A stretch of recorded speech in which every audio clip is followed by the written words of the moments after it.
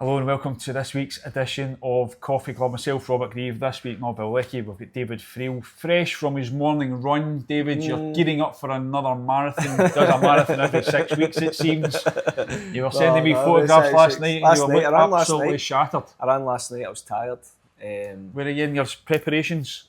Getting towards the final. I've got three and a half weeks to go. 3.5 weeks to go. The man is doing a power of work. Trying. Absolutely fantastic. We're gearing up for the end of the season. It's warm and sunny outside, which is great towards the end of the season. And we've got, derby weekend for Rangers and Celtic, David. It's hard to know what to make about this one because it's a derby game which, is there so much to play for? Well, there's nothing to play for in terms of league. No, Celtic are champions. Listen, clearly Celtic are trying to go 20 points clear of Rangers. Rangers are trying to limit the damage. I don't think you can ever say it's meaningless. There's obviously pride at stake. I think Celtic do. I know Cameron Carter-Vickers at the weekend says Celtic don't have a point to prove.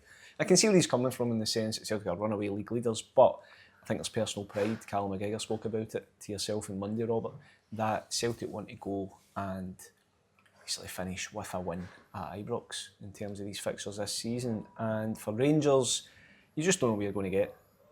They've actually edged ahead or not. They've got 6 points against Celtic out of 9 so far this season, but are so far behind. I mean, how do you ever sum that up? How do you ever get your head around that? It would be absolutely incredible to think they could finish this season with 3 wins against Celtic and be 14 points behind.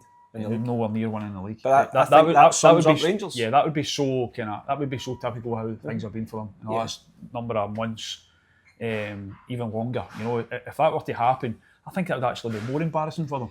I think it would sum up the failings of the Rangers team. I think it would sum up the strengths at times and the failings of the Rangers team. And Barry Ferguson, to me, he's on the brink of erupting with with this team and these players, because he was asked the other day about getting up for the Celtic and he said, that's easy to get up for a Celtic game. It's not easy to go and deal with the bread and butter. And on the flip side of that, with all due respect to St Mirren in the last 3 games against Rangers have taken 7 points against Rangers. And then you look at the Rangers record against Celtic and blah, blah, blah. And to me, as you say, if Rangers do go and beat Celtic again this weekend, it probably would just sum up their season. Yeah. But then you wonder if that's what's going to happen. Although, albeit, as you just mentioned, speaking to Callum McGregor, I actually spoke to him on Saturday after the game at Tannadice and then again on Monday. You get the impression Celtic are in the mood for this game. You know, I think Callum spoke about the narrative, and rightly so. Rangers have been terrific against Celtic in times this season and deserve the plaudits for those performances. Barry Ferguson in the last game at Celtic Park, they did a number in Celtic, I thought, and they deserve that credit. But Celtic at the same time are deserved champions. They're champions by a street. Yeah. So I do get the impression that come Sunday, those players will be determined to really kind of flex their muscle and show what they're all about. The Rangers players have the same determination. But they might in that one-off environment. That's what we're talking about, isn't it? They might, when they go out in that, and there's 50,000 fans there, the vast majority, obviously Rangers fans at Ibrox. You wonder if that's when they do raise their game. You know, it's obviously there's nothing really at stake other than pride, as we're talking about. But they won't want to get embarrassed. They won't want to get humbled by Celtic in their own place. So they've got something about them because they have delivered 7 points this season. It's not as if they're completely useless. So that's what we're saying. It genuinely wouldn't surprise you if they did raise their game, but I do just get the impression, I say again, speaking to Callum McGregor, Brendan Rodgers even as well, you know, he's not going to want to have that and another negative result. He's not want to come into that press room on Sunday having to explain away another game where they've not turned up and not quite shown how good they are. So I genuinely, I don't know, listen, anything can happen in these games. I know it's a cliche, but it's a chance for Celtic to show you're champions, here's why you're champions, and you are by far, and everybody knows Celtic are a far better team, but it's just to kind of almost hammer home that dominance and that supremacy over the course of the season. Yeah. But it was interesting, we were speaking before in terms of Rangers players and their whole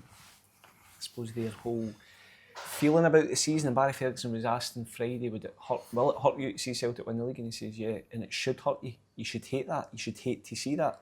Do the Rangers players hurt?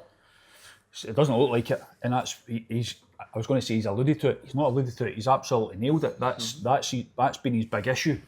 After games, you can almost picture what Barry Ferguson is like in the dressing room after a game when they've not won or they've lost, because He comes into the press room 5 minutes later, and it's written all over his face. He then actually talks about it. So there's no doubt he's hurting.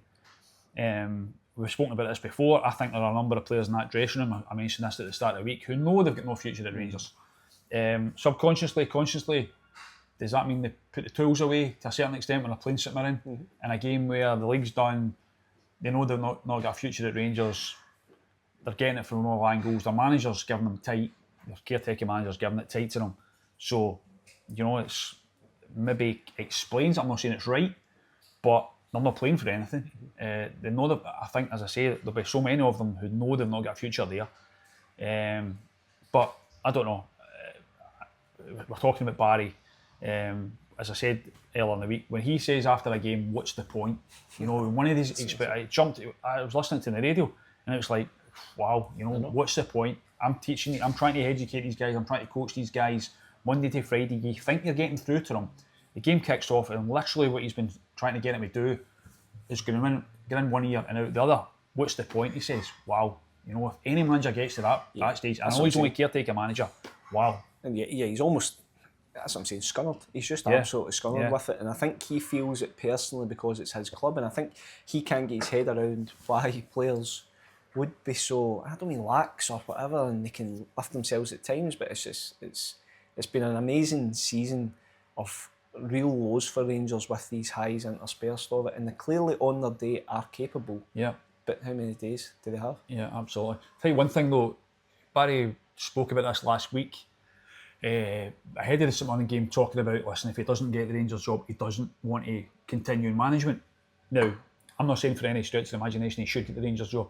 I think the results have dictated that essentially he's not going to get it. I think he's known that for a while. The odds were always stacked against him. We weren't cheerleaders trying to get him the job. I don't have any real association with Barry Ferguson. But I do think he's actually handled himself well. I think he's spoken really well. I think he's actually, despite the frustration that's clearly come out of him at time, I think he's actually handled the situation relatively well, albeit results haven't been good enough. I think that's down to the players. Yeah. But what I was going to say, David, I think it would be a shame if he doesn't continue in management. Now, it's hard to picture Barry Ferguson being the manager of St Mirren or a Motherwell or even lower league championship, Falkirk or whatever, if some things change there. But I think he's got something to offer. This is a guy who's played at the highest level, for Scotland, for Rangers, played in England, won trophy after trophy. Do you not think it would be a shame if he gets back into a radio studio or I know what you mean. An ambassador for Rangers, But I also think he's probably just looked at it and think, he's comfortable being the figurehead for Rangers. He's comfortable taking on that responsibility.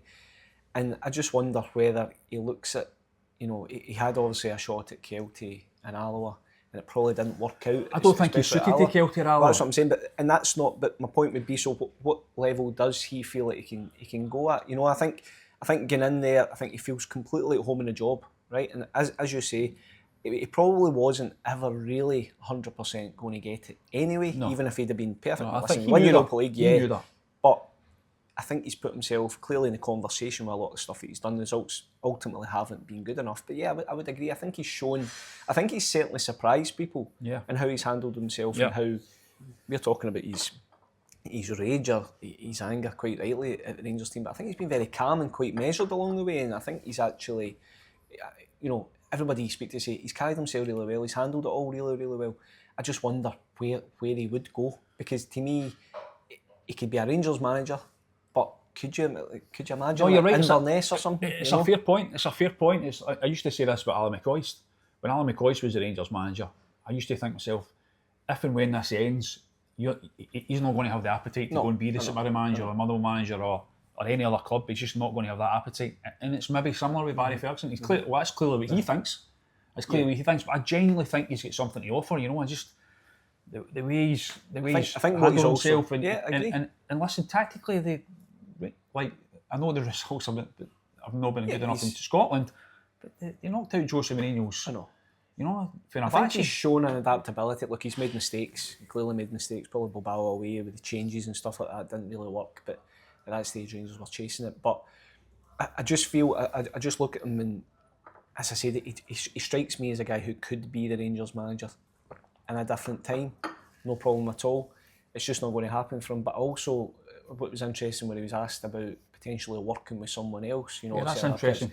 And no chance. And I can kind of understand that as well. Yeah, I think if he'd been the main guy, it's hard to go back and be the number 3, just the token coach on the staff. Yeah, you know? Yeah, I don't think I can understand where he's coming from that point of view. But that said, if a top manager comes in and pleads his case and says, "Listen, I really want you to be part of this. You'll be hands on.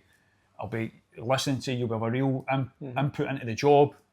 Maybe that changes things. And then, because if he does that, potentially he could maybe be the next Rangers manager.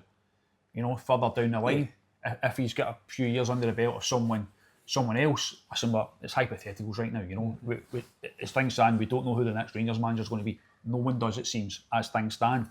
There are obviously a number of names flying around, a number of rumours and speculation over the weekend, various fake things flying around, as we saw. So there's a lot of noise around it, but I don't know. I think it's a shame. I do, and people might watch this. I get Twitter comments about this, about me forever pushing Barry. I've got a particularly close relationship with Barry Ferguson. By any stretch, I like him. I got on all right with him, but I just think it'd be a shame. Is there a middle ground in terms of not being a coach as such and not being an ambassador, but more of a advisor somewhere? Because whether it's Kevin Thelwell, whether it's a new manager, they get to understand. If Rangers go and get an experienced manager, they're not going to be advised. I don't mean. I just mean a kind of almost football advisory stroke. To work with Kevin Thelwell in terms of sporting director. With full respect to Kevin Thelwell, looks as if he's got a good CV. But does it help to have someone in there? No. No, you're talking rubbish. No, that's not going to happen. No, he's not going to be advisor to the next manager or Kevin Thelwell. I don't mean an advisor. Kevin Thelwell's not going to defer to Barry Ferguson. I'm not saying advice. I just mean in terms of being there around the scene, and he's not just an ambassador going. So what's he going to do then in this? Handing out. So what's he going to do in this advisory role? Advice? Like in what? So just Kevin give his Thelwell's input. like. Just give his input. I'm thinking about this player, Barry. What do you think? Come on. No. Come on, do better. You've been running too much. That running's gone to your head. That's why running's not good for you. You advising me that? That's my advisory role. Don't run. But it'll be interesting on Sunday. Yeah. I'm certainly looking forward to these games. Are always there's obviously they're good games to be at. Let's be honest about it.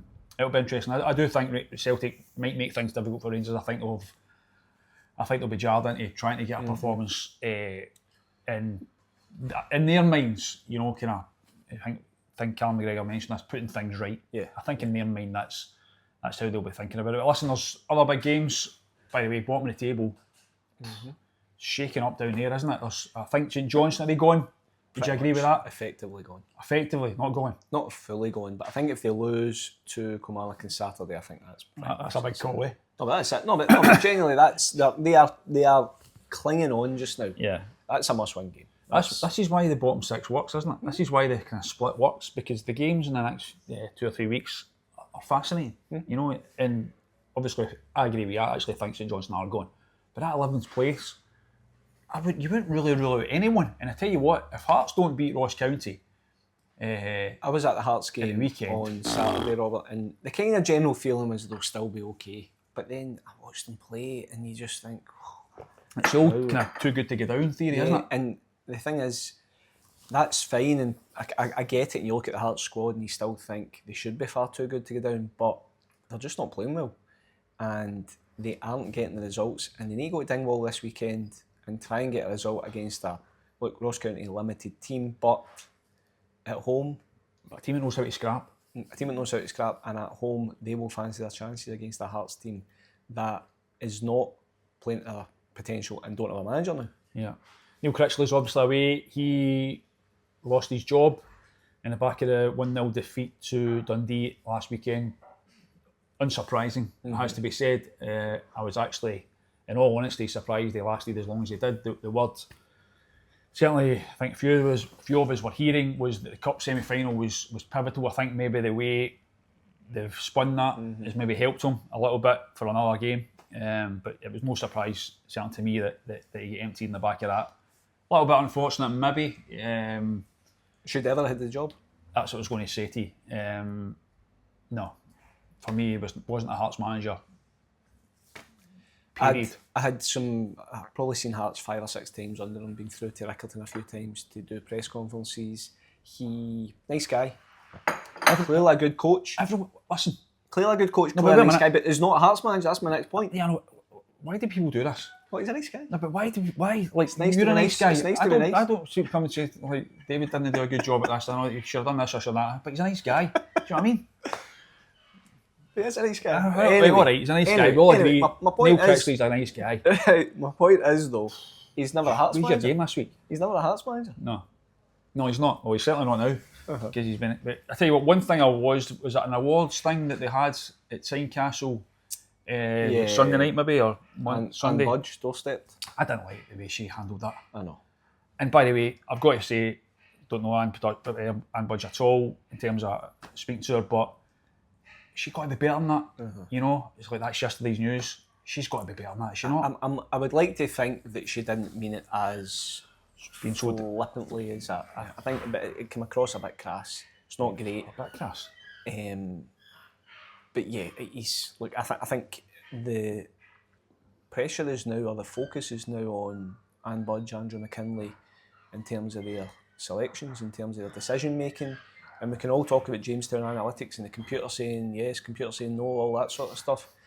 However, Hearts need to get this one right, and I'm see, to me, you cannot pick a manager, and I know this is getting to the very basic level, right? You can't pick a manager off an algorithm, right?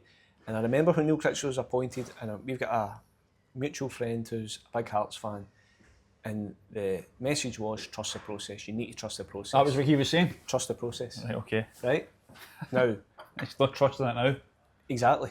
So my point would be why I thought Michael Stewart was really good at the weekend on the BBC in this.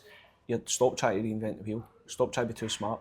Just go and get a manager who can fit into your model by all means, but can bring success in a very unique environment of Scottish football, who can understand what's needed, understand the type of player. You can't tell me that Hearts, if you look at their signings so far, that have essentially been guided to a big extent by Jamestown Analytics, have hit the ground running. Look at a guy like Sander Khartoum, started against Dundee. Good player, lovely on the ball. Nice guy. But is not, nice guy, but is not what Hearts need. No. They're such a one-pace team. They've got really good players, but there's no pace, there's no... And to me, they need to go and get a manager that understands Scottish football. And I think there's 2 or 3 currently operating in the Premiership and the Championship in Scotland who I think would make Hearts better. Right, I'm going to guess a mutual friend I think likes Derek McInnes, right? You and will not mention his name. Well, I just did. He likes Derek McInnes. I think that would be an improvement. For the life of me, I don't understand why Stephen Robinson doesn't. Now, I don't want Stephen Robinson to leave St Mirren. St Mirren are a club I like to see do well. And I think in Stephen Robinson, they have got a proper manager. That said, I do believe also that he has probably earned the right to get a chance at a job like Hearts, a step up. He's done Motherwell, he's done it in England, he's at St Mirren, kind of same kind of level. It astonishes me that clubs like Hearts can overlook something like that because he has consistently punched above his weight. And I think Derek McInnes consistently made Aberdeen the second or third best team in Scotland. And people will say about the cups and stuff like that, right? He was up against a very good Celtic team. And I think Derek McInnes would even concede that under Ronnie Dyla's kind of reign at Celtic, Aberdeen probably should have done better. But I think over a piece, he was a good Aberdeen manager. I think over a piece, he's been a very good Kilmarnock manager. Absolutely. And this is my point, right? Why, and I know we're half winding our mutual friend up here, but Hearts have gone down the route of going and getting a Championship stroke League One manager from England. Neil Critchley hasn't worked. They've gone for the young up-and-coming manager, young coach just out of football, Stephen Naismith. It didn't work ultimately, although he did do very well towards the end of last season. They've gone back for Robbie Neilson. That didn't work eventually. Thought he was quite harshly treated actually, right? But again, they've gone down the Ian Cathro route. Why not just go for a tried and tested manager in Scotland? Why? We're talking about Derek McInnes, we're talking about Stephen Robinson. I don't think they'll get the Hearts job. I genuinely don't. But I think they should be banging the reckoning for it. Guy like John McGlynn, I know John. Well, John McGlynn was my third one. Yeah, I was going to say we'll come to Falkirk maybe in a minute and how they are kind of handling the final stretch at the Championship, and they're not covering themselves in any glory right now. But for me, John McGlynn's a manager who should be managing in the Scottish Premiership. And he was my third one. He was the one I was going to come to, right? Okay. Because I think John McGlynn again, you know, would go in and make Hearts better. Yeah. He's got all the experience in the world. He knows the club inside out. He can work with players. I think the football he plays would entertain the Hearts fans, and he would handle it. Yeah. There will be people watching this though, right? To play devil's advocate, using expression, who will just say, "Oh, you guys are just mentioning the same names. Derek McInnes always gets mentioned. I'm mentioning Stephen Robinson. Like, we're just maybe mentioning the same guys." And there's maybe fans out there, maybe Hearts fans out there, who like the idea of some bit of thinking outside the box, you know. But what are you chasing? What are you actually chasing in terms of if you just want something new and shiny? You know, Jim Goodwin was absolutely annihilated after his time at Aberdeen. Yeah. Right? Yeah. Look at what he's done with Dundee United. Got them promoted, got them top 6 potentially into Europe. You don't always have to be, you know, it doesn't have to be new and shiny all the time. You can just go and think, here's a safe pair of hands, here's a guy that's just going to make us better and is going to know the Scottish football environment, landscape, whatever you want to call it, inside out. Stephen Robinson would be a great Hearts manager. I think so as well. But at the same time, as much as I'm saying that, now, and I tell you what though, we're mentioning Andrew McKinlay and Anne Budge.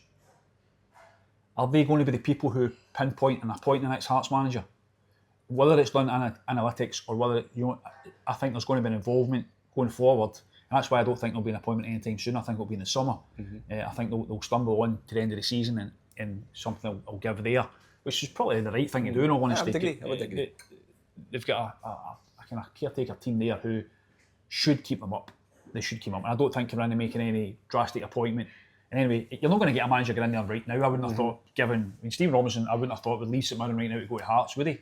Maybe, I don't know. But the idea that they're... No, I know what you mean. Listen, it makes sense. I think it will happen in the summer.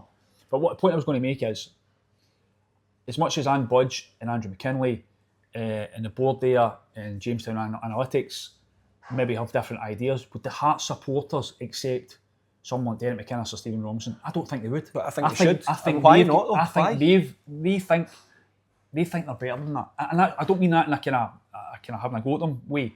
They think they should be getting someone to make them even better than just being third. That's what they've got in their head. I agree with you, but this is my point. What are they chasing? You know, where are your expectations? Yeah. You know, why turn your nose up at someone who I believe would make Hearts like let's take Stephen Robinson. Nobody can argue that Stephen Robinson wouldn't comfortably have Hearts in the top 4 every season. Yeah, it's not even up for debate. Yeah. No chance. Yeah. So what are you chasing? What are you actually after? Yeah. I do wonder though. I think Stephen Robinson may have been linked with Hearts before, a number of years ago, and I wonder if there's a little bit of history there, which maybe doesn't help him. As I said, I don't think he's going to. I don't think those guys that we spoke about, maybe John McGlynn, right? But I don't think Derek McInnes or Stephen Robinson will get a job. My point should be they'd make them better. They would make them better, and they should be in the run. Yeah. It's a great job, isn't it? When you think about being a Hearts manager, but decent money in it. If you're obviously a manager has to get paid, right? So it's a decent job in terms of the wage and salary. You're living in Edinburgh, one of the great cities in Europe. Great training facilities, great facilities. stadium. You're getting backed. There's a good budget. You know, it ticks a lot of boxes, and if you get it right, that Tynecastle, as we all say, Tynecastle when it's things are going well, there's no better place to be. The place is brilliant. I don't know. It'll be interesting times if you're a Hearts supporter. Maybe not the times that you want right now, but I don't know. They need to get this next one right, don't they? They can't keep emptying managers. I mean, should it? Looking at it right, well, just finally. Was Axon Stephen Naismith a mistake? In hindsight, yeah. It was, wasn't it? They'd better just staying where they were with him and showing a bit of patience. Look at David Great Hart. That's what I'm saying. The decision making is under real scrutiny. Yeah. But whoever the next man is, there's one important thing: has to be a nice guy. Has to be a nice guy. Yeah. Well, you might get it. Or maybe not. Maybe not. We touched on it there. The Championship. It's watched the Falkirk expecting him to. Actually, really expecting him to get a victory at Firhill last week, especially after Thistle were reduced to 10 men late in the first half. I backed him. At that point. I did. Please gamble responsibly. Please gamble responsibly. I didn't. I backed him. I fancied them. They were playing so well in the first half. I just thought it was genuinely thought it was a foregone conclusion. Fair play to Thistle, by the way. A terrible red card. The second red card was a disgrace. You know. It's not even a foul. It's not even a foul. I was just about to say that. It's like genuinely not even a foul. The referee, Matthew McDermott's been, for me, influenced by the reaction of Thistle players. Yeah. Listen, they were a bit of gamesmanship there, as you do. He was blindsided by that, and before you know it, he's flashing a red card. That changed things a bit, but at the same time, I'm not sure Falkirk were going to win that game anyway. I think they can run out of ideas. They're creaking. They are toiling. Now we're at a stage of life, both of us, Robert, where Friday nights we don't go to nightclubs. We don't go to nightclubs. We don't go to pubs. We sit a cup of tea and watch Scottish Championship. But my point would be, that's what I do every Friday night, right? But anyway, my point would be, it's a great league, right? And I know it's a cliche, right? But it is so up and down. Yeah, football's not always amazing, but there's always drama, and it's a bit raw and everything like that. But Falkirk are by far the best football team in the league, right? Yeah. And I really, really, really hope, and I know you're meant to be impartial, I would love to see them get promoted, right? And I actually think if Livingston go into the playoffs, Livingston will get a really good chance of getting promoted through the playoffs as well. But see, on the flip side, see if this doesn't go well for Falkirk. If Falkirk are the playoff team, no chance. Their heads will go. And understandably, I think. Look, see on paper, right? I mean, Hamilton Accies should find out their appeal tomorrow ahead of the Friday games. Now, on paper, you couldn't pick a better final game, right? At home to a probably relegated team, in front of a bumper crowd, huge crowd. You've scored the most goals in the league. You're by far the most attacking team in the league. But I cannot begin to imagine the nerves inside that dressing room. 15 years since Falkirk have been up there. Yeah, is it that long? Wow. Yeah, and they've had, and this has been a coronation that's been waiting on for about 4 weeks. Yeah. I remember speaking to John McGlynn early April, and he actually said the words, and I kind of laughed on the Zoom call with him, where he said, this might go down to the last game against Hamilton. If it does, we need to be prepared for that. And you're like, very good, John. Wow. And it's coming down to the last game against Hamilton. Yeah. I mean, how do you begin to? How does he manage that then? Because you did get the impression watching the Thistle game that nerves were playing their part. Hugely. And again, understandably so. We're talking about the red cards and decisions going against them. And Thistle did brilliantly to take it to that last free kick, get the ball in and nick the winner. How does he manage that then? Because that's not about how your tactics are, that's not about how your team's set up. It's not fitness. It's not about fitness, it's not about how previous games, how we've played, it's not about patterns of play. It's none of that this week, I don't think, is it? No. It's just getting into their heads. They should beat Hamilton. I know.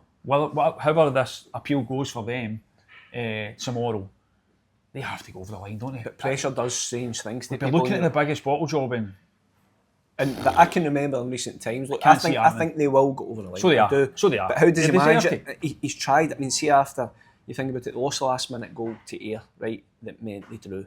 They then lost 3 in the last 4 minutes to Wraith Rovers. They lost that game. I think after the Wraith Rovers game, I'm not saying he cancelled training on the Monday, but he took them out for lunch. He went behind the wall in Falkirk, I think it was, and they went for lunch, and it was a kind of team bonding. And let's think about this. You've got 2 games now, right? And I like that, right? And I like that. But my point is, you say, how does he manage this one? I mean, how do you pick the Falkirk players up off the floor? And see, in the grand scheme of things, see, losing to Thistle or drawing to Thistle, it doesn't really change the fact that it's the psychological. 100%. So they've now lost 2 games late on. They're then going, and that crowd at Falkirk can work in 2 ways come Friday night, right? They can either roar them on, or if Falkirk don't score in the first half, can you imagine how agitated the fans have been getting? I was at a Falkirk game maybe about a month ago, and they were singing Champions Zen. Right? Yeah. And you're now getting into the final game of the season. It's incredible. Genuinely is. I think they'll win comfortably on Friday night. I'm going to stake my reputation on it, right? Hope you're not staking money on it. I'm not saying anything, not another penny. I'm going to stake my reputation on it, which is worth more than the money I put on Friday night there. No, I think they'll win. I think they'll steamroll Hamilton. There you go. Really? I do. I do. I actually do. I do think they will. I think there'll be a huge crowd there. I don't think they'll blow this. I really don't. I tell you what though, you have to fair play to David Martindale and Livy. But I think huge credit for him for staying there when they got relegated, continuing that that job he's got going there. It's been funny as well, seeing the last couple of weeks when he was asked David Martindale about the title, title race is done. Right? Publicly saying that. Can you imagine him behind closed doors? No. He'll be telling him Falkirk a ball and this, Falkirk a ball and this, keep at it. And the thing is, the mad thing is, Livy have dropped some really daft points. Have as well, they've drawn a lot of games they shouldn't have. Yeah. But they're still in there. But I would think that if Livy come up just short, I still think they'll take a fair bit of momentum into the playoffs. That's a fair point. That's a very fair point. I think Livy get into that playoff, albeit the playoffs, as much as they're fantastic, they're so heavily stacked against the Championship teams. That's why they're there. You know, the Premiership teams weren't going to make it any easier for teams coming up. And it always seems to be that when it gets to the last half hour of the final, at the Premiership team's ground, they've got a bit more in the tank. In fact, they've got a considerably more amount in the tank left to give, and that the team that the Championship team just kind of runs out of steam. But that said, Livingston, it's not that long ago they were a Premiership team. They've got guys in that dressing room, in that squad, who have been over the course and distance before at the top level in Scotland.